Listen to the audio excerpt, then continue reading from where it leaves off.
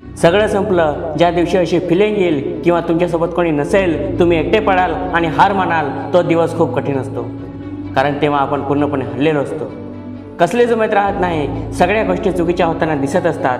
खूप डिप्रेशनमध्ये गेलेलो असतो. कुठूनच मार्ग दिसत नाही. काय करावं काय सुचत नाही. आता बस झालं, आता नाही होणार माझ्याकडून, मी हार मानली आहे. तो दिवस आपल्या सगळ्यांच्या आयुष्यात येणार आहे.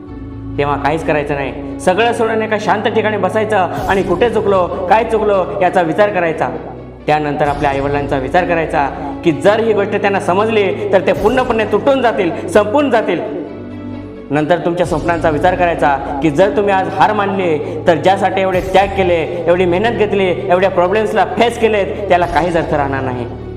हार मानायला वेळ लागत नाही, पण त्यानंतर ज्या गोष्टी वाईट घडणार आहेत त्यातून बाहेर पडायला वेळ लागतो. तुम्ही स्ट्रॉंग आहात म्हणून या स्टेजपर्यंत पोहोचले आहात. नाहीतर खूप जणांनी आधीच हार मानलेली आहे. मला माहीत आहे तुम्ही हे पूर्ण करू शकता, कारण तुमच्यात तेवढी क्षमता आहे आणि जिद्द आहे. आता तुम्ही चालू केलेली शर्यत तुम्हीच संपायची आहे, कारण लोक इथे तुमच्या हरण्याची वाट बघत आहेत आणि तीच चुकी तुम्ही आज करणार होता. हे सगळे विचार डोक्यात आल्यावर सगळं विसरून परत त्याच मेहनतीने सुरुवात करायची. तुम्हाला माहीत आहे यश आणि अपयश यात फक्त तुमचे प्रयत्न हाच फक्त फरक असतो, बाकी काही नाही.